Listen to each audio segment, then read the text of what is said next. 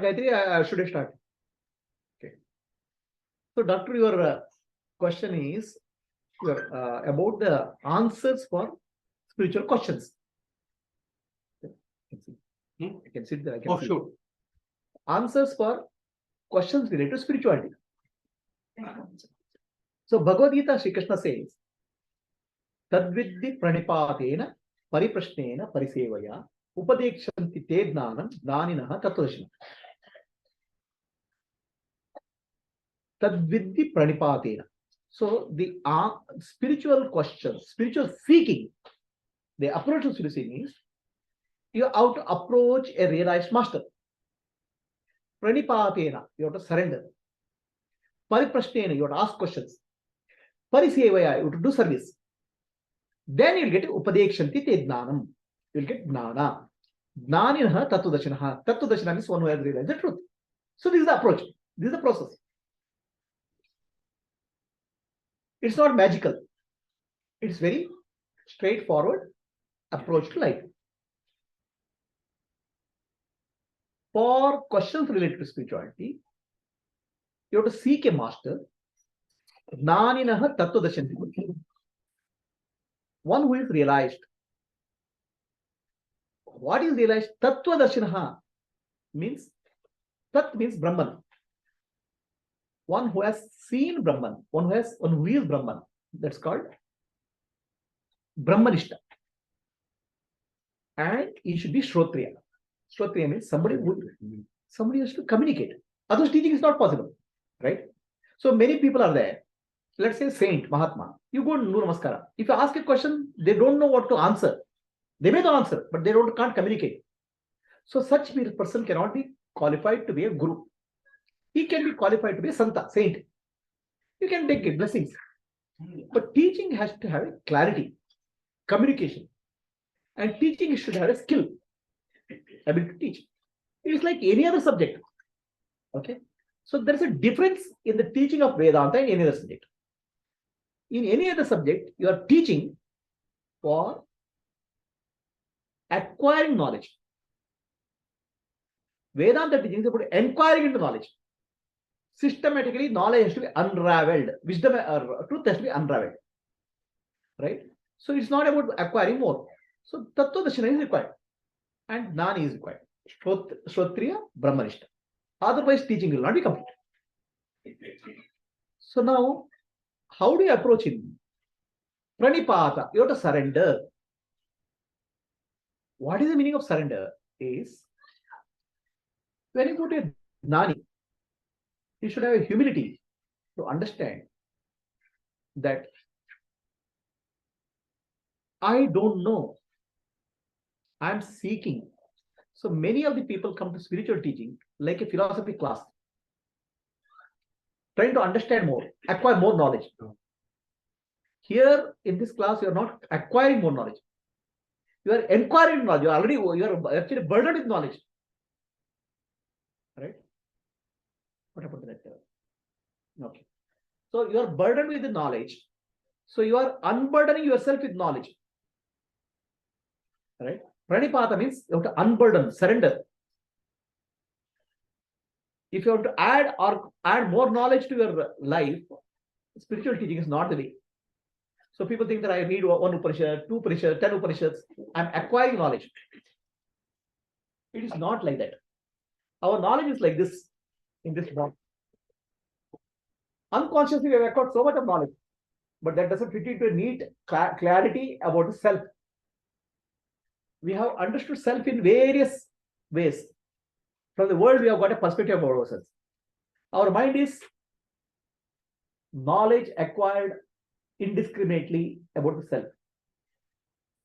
So finally, spiritual teaching is not about acquiring, it's about enquiring.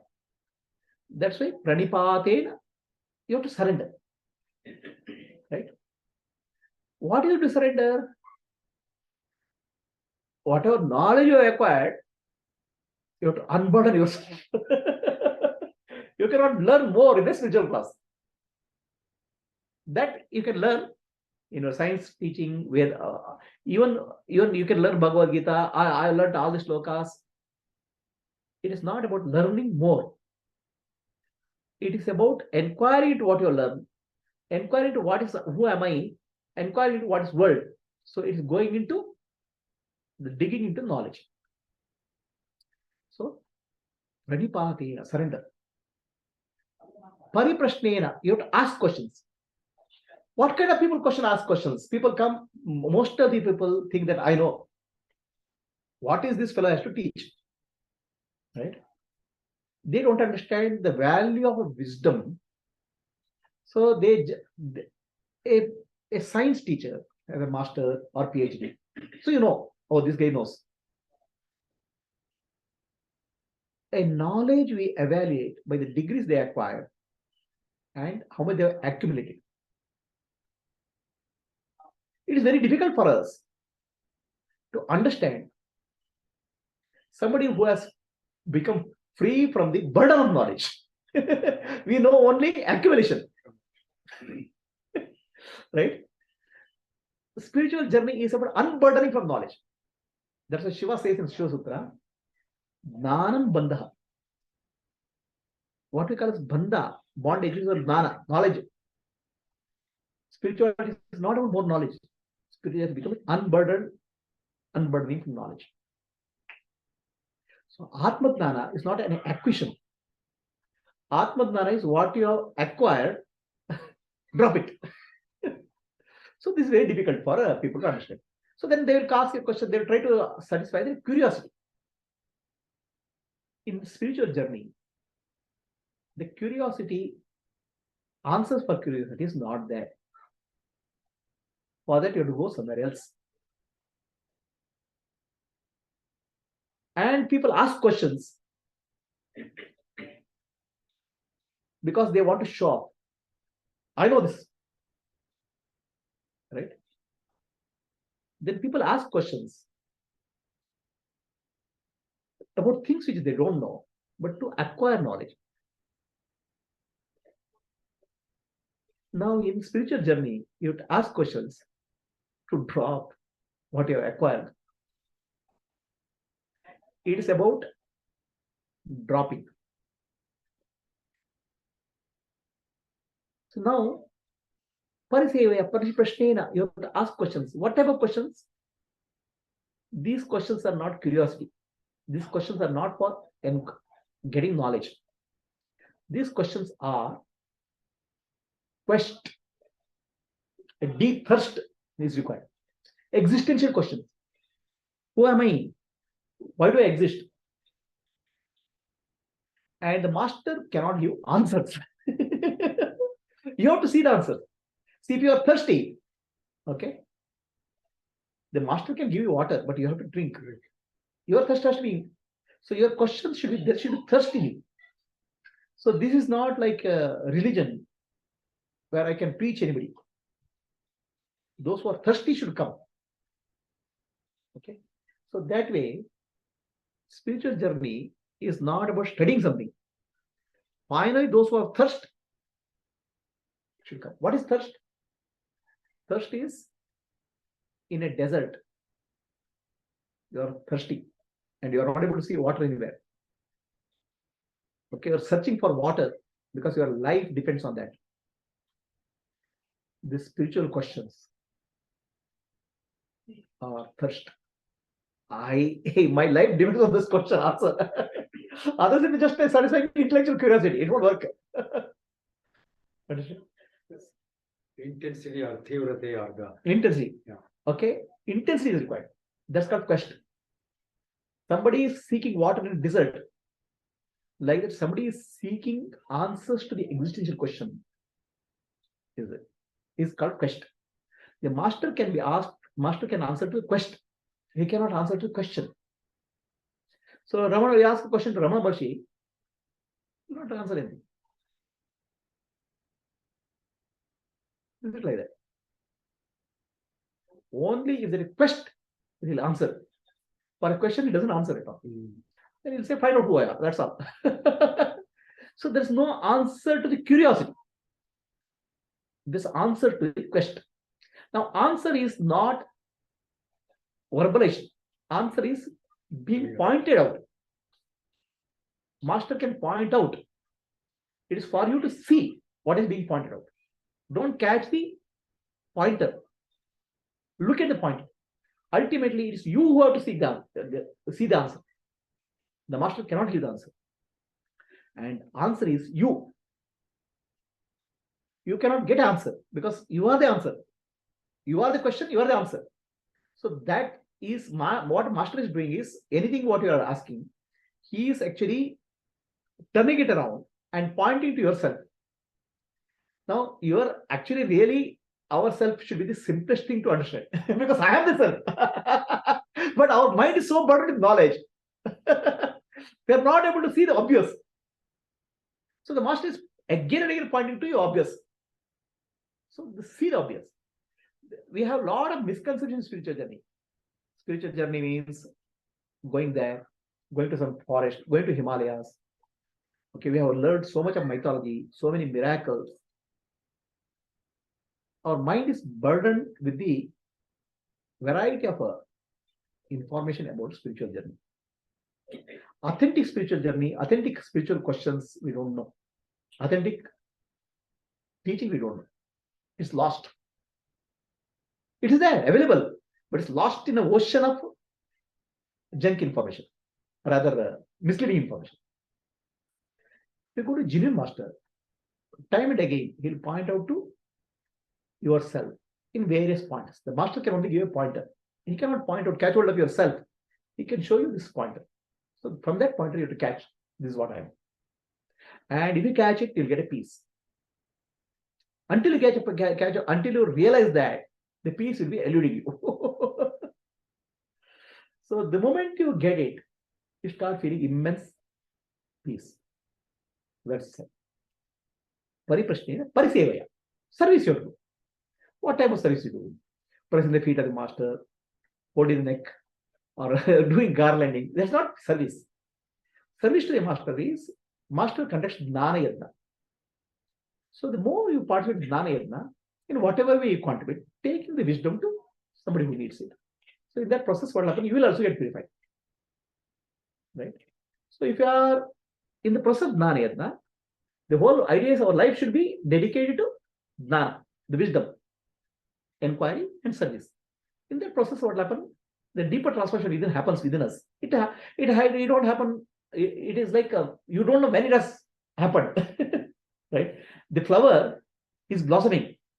Flower says, on this day I have to blossom, it can't know. It doesn't know when it is blossomed. It's just blossomed. It just happens.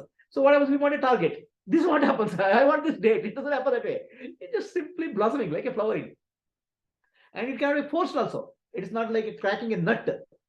Crack the nut and open it. It's not like that. It's gentle blossoming. So the more you are in that process, the more gently, gradually it opens up. Right? So we want some dramatic event, right? One day we want to announce, on this day I got enlightened. I want to write my autobiography, right? So this day I got enlightened. Okay, I want to tell people. So that those things won't happen. Gentle blossoming of a flower. And you won't even flower just smiles, that's all. It doesn't even announce to the world. Right? So parisevaya means getting involved in Jnana Yajna in whatever way, whatever capacity. There will be so many types of yajna, but Jnana Yajna is the primary yajna. Parisevaya, upadekshati didna. Jnana is taught. Jnanina tatvadashana. That's how it is. Now, in spiritual journey, there are no spiritual teaching, Vedanta or any teaching, is not there to give you all answers.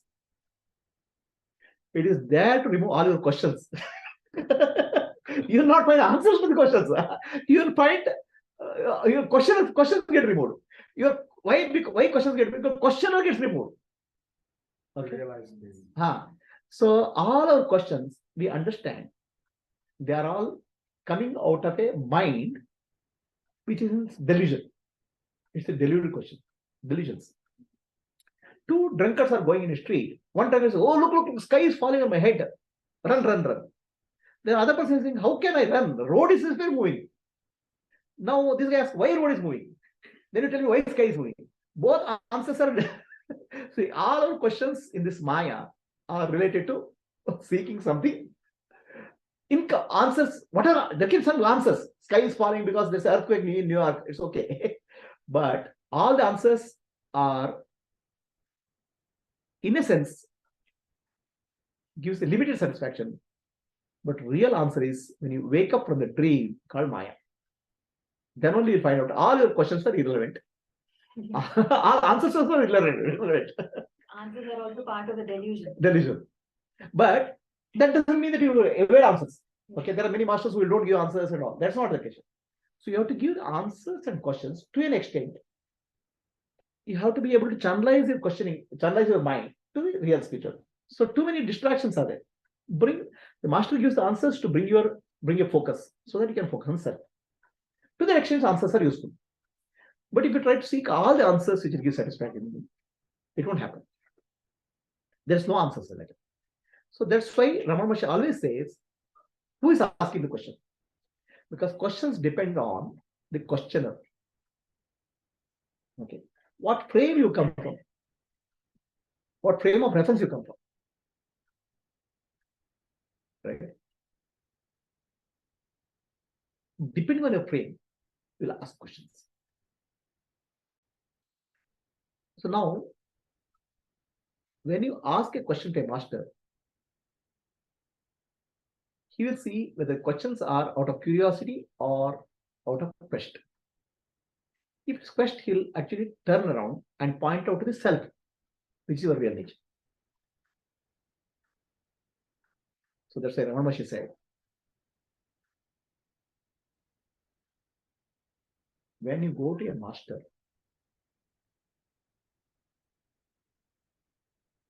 if all your questions have disappeared, then you have found a real master.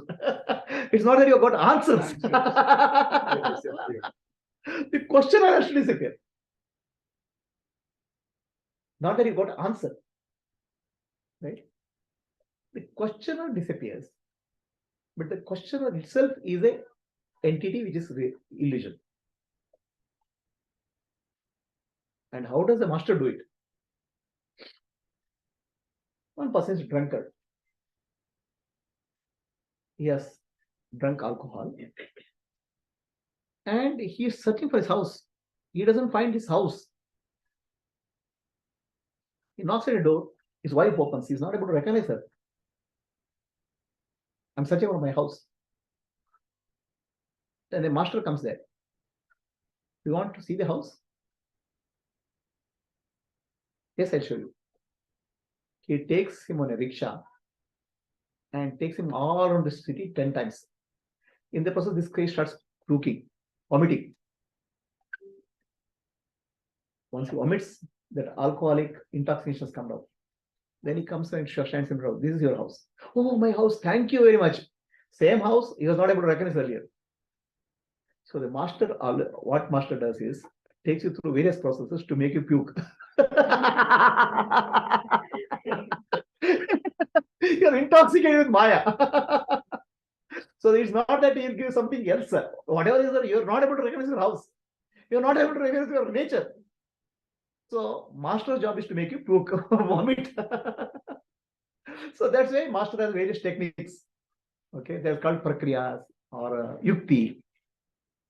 So to bring out too much of intoxication is there. It's called Maya Madhira Pita. So that's the technology of teaching. Right? If you have come to a real master, your questions disappear. The questioner disappears. Then say peace. Then you have found your master. If that has not happened, not found your master, not have found your guru. Either you are not ready or guru is not ready. Either it's possible. But things don't work out. Right? Why the spiritual questions cannot be answered is because any question is asked from a frame of reference. Okay. So the frame of reference itself is wrong. Any answer will be only limited. The entire universe is Brahman, the totality. And we are a small part of the whole totality. We as a body-mind complex is a small part of the totality. The small part can never understand the totality. No way a part can understand the totality. Totality cannot understand totality. Because itself, it's So he's totally. Brahman cannot understand himself. A part of Brahman cannot understand himself. So nobody can understand Brahman. So from our limited perspective, we are trying to find an answer. That's what exactly science does. All scientific discoveries are in the objective field or with the frame of reference. So the frame of reference keeps on changing. One scientist comes, he has a frame of reference, he'll find some discovery. Then he'll get a Nobel Prize. After somebody comes and says, this is the frame of reference, then he'll get another Nobel Prize. You can get a large entire number of Nobel Prizes.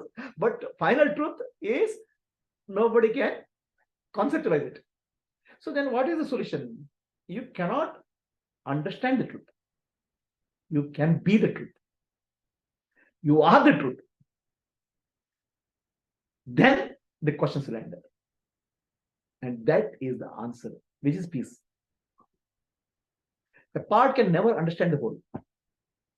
Any attempt by the part to understand the whole is impossible.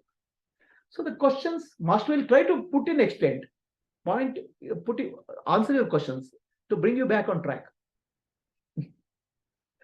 Otherwise, your mind is going haywire. So he brings back to something. That's the purpose of our master answering the question. Finally, it's a self-discovery. You cannot understand Brahman. You cannot know Brahman. Individual cannot know Brahman. Brahman cannot know himself. But you can be Brahman. You are Brahman. That's the destination. Then you have found your home.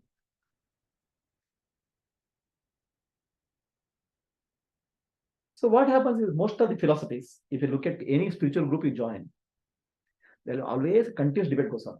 Is this philosophy right or that philosophy? What is that in this philosophy? This is what is this philosophy. My philosophy is right, this philosophy is wrong. And this person said this in this context. People are trying to become scholars in spirituality. Drop the scholarship.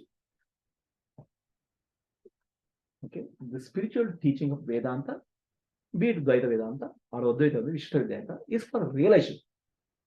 That's why our systems are called darshana.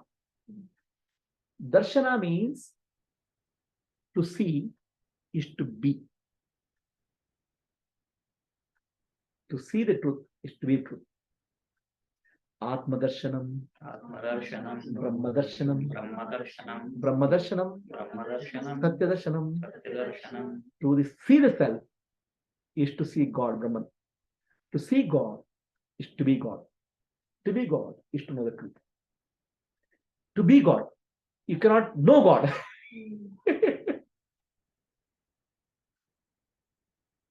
And you cannot become God. Because if you become, there's a gap between you and God. Right now, already you are Brahman. So Vedanta is Tattvamasi, you are already Brahman. Now, I want to become Brahman. What should I do? The moment I say, what shall I do? There's a gap. Then there's a process of yoga. Because you want to become something. The Vedantic process, I am already Brahman. How I am already Brahman is recognition is called Vedantic. So, the questions in spirituality, to limited extent, answer can be given. That's why Vedanta adopts a process called Adhyaropa Apavada. Adhyaropa Apavada. Adhyaropa Apavada means whatever you say, wherever your frame of reference is there, is tentatively accepted. Then it is denied by pointing out fallacies in that. Then you are taken to a next layer of truth. Suddenly the truth cannot be, you may not be able to understand the final truth. So approach of step-by-step approach is taken. So people don't understand this Adhyaropa Apavada. So what happens? They get stuck to at various levels of teaching. Any teaching is given to an extent, depending on frame of reference is given. Then the frame of reference is removed so that you are moving next frame of reference. It's like a climbing ladder. You climb one step, the step is removed. Climb second step, step is removed. Finally, you're left with no steps. That I call it as Vedanta approach. It's called slow poisoning. So you slowly remove something. Slowly, the ego dies. It's part by part you're removing.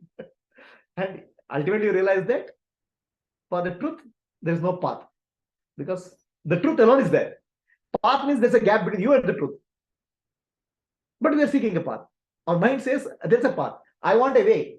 There's no way, because every way is that way. Everywhere is Brahman. So, but still, since you are seeking a way, there's a way is given. A path is given. And ultimately that way is said, okay, now go to move out, move ahead. That's called Adhyaropa Apavada. Many people waste their time in irrelevant questions, seeking irrelevance. Okay? Instead of seeking the teaching of the Acharya or teaching of the master and realizing the truth, they start studying history. Okay, then what I'm saying, basically miracles, and then rituals. Get lost in the whole lot of paraphernalia. The whole philosophy is there, or Vedanta is there to realize it. It's not a mental speculation. We are getting lost in that mental speculation. That's why Buddha says a person has gone to forest. A hunter shoots an arrow, thinking that a deer has come. This arrow has hit this person. Now, what this person has to do? So he should ask where the arrow is manufactured, who manufactured the arrow, who shot the arrow, what is the intention of shooting the arrow, right? Is that the question he has to ask? And remember that arrow is poisoned also. So what type of question he has to ask? He has to find out immediately where is the doctor, where is the hospital, where I can get rid of the arrow. The spiritual teaching is there, is to give you direction to how to get rid of suffering. Get to that point, get rid of suffering, rather than getting lost in the all the thoughts. You will not get answers to all your questions. All your questions are irrelevant. Get out of the questioning. But that doesn't mean they stop the questioning. See, the stopping the questions are so unnatural. Yeah. So you have to inquire into the question, so that question, irrelevance of the question, irrelevant nature of the question has to be understood. Yes. What is your question? One time. Your questions. Yes. So you said once you understand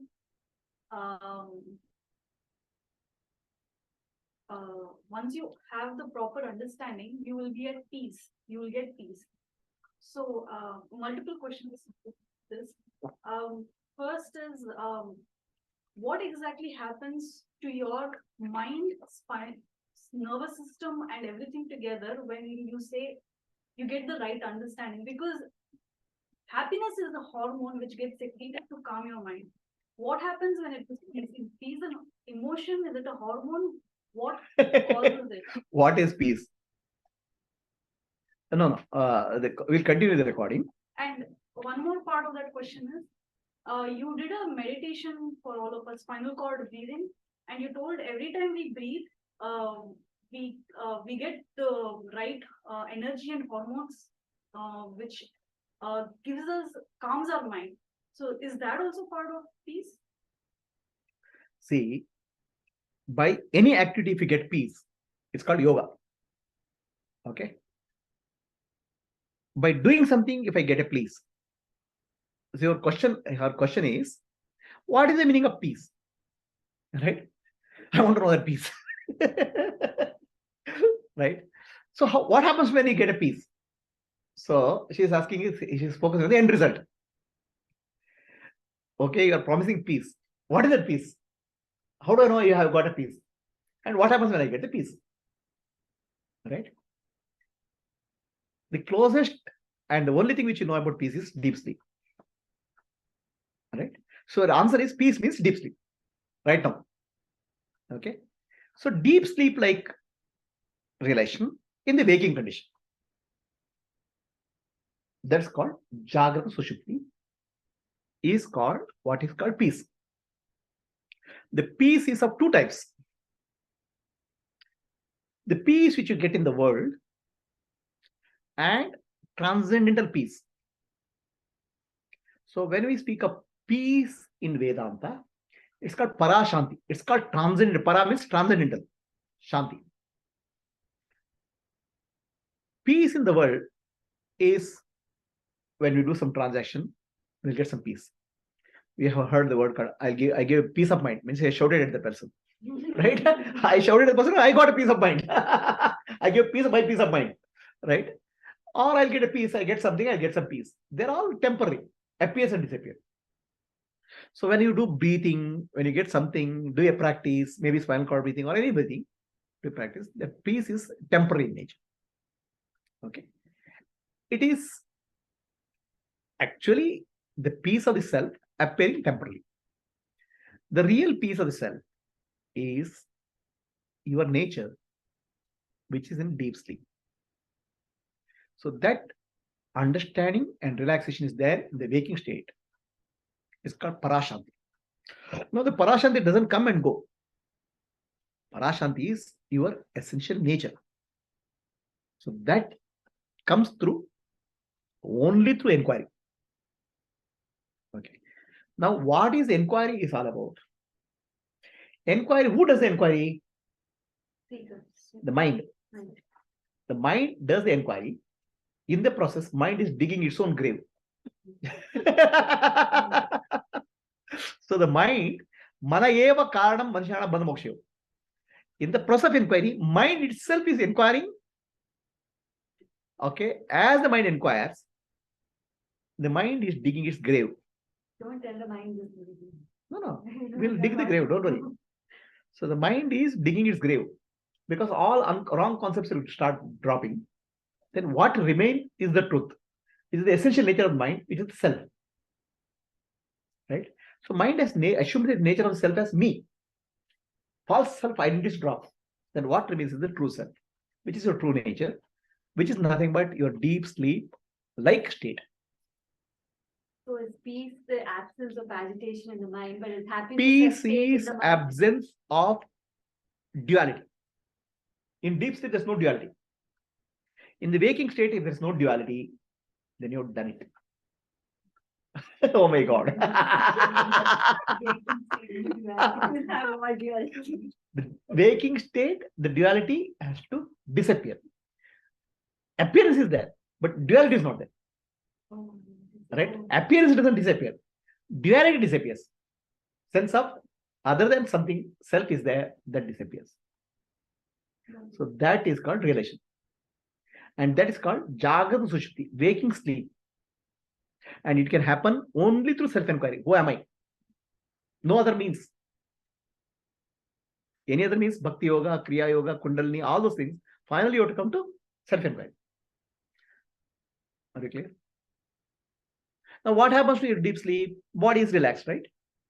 So in the waking state, also, it's like mind will be very calm, like deep sleep, very less thoughts.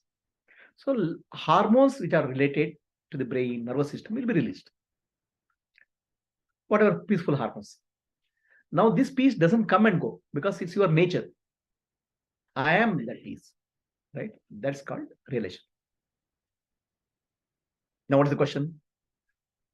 It is called Parashanti, supreme peace or transcendental peace, because it transcends sense organs and the mind and the objective reality. It's my nature. It doesn't come and go. Because it's my nature, it affects the body and mind. Effect is felt in the body and mind, but it's my essential nature. So when we go to that point where we get Parashanti, it's after all the sadhana we make, right? Because when we're doing meditation, we always try not to force our thoughts to stop. So that brings us to the next question. How do I get that Parashanti? I'll tell you. That is the topic of tomorrow. Oh my God. So you want urgently Parashanti? It's a bedtime. Go and sleep. You get some Shanti. So the whole topic of Atma class is nothing but Parashanti only. Oh, should I just stop? You simplified in the prior talk, Shravana, manana, dhyasa. But if you look at some of the realized souls, the Buddha. So this question is closed, or we should next question? We want to- This question should we close, or we open next question? So next question.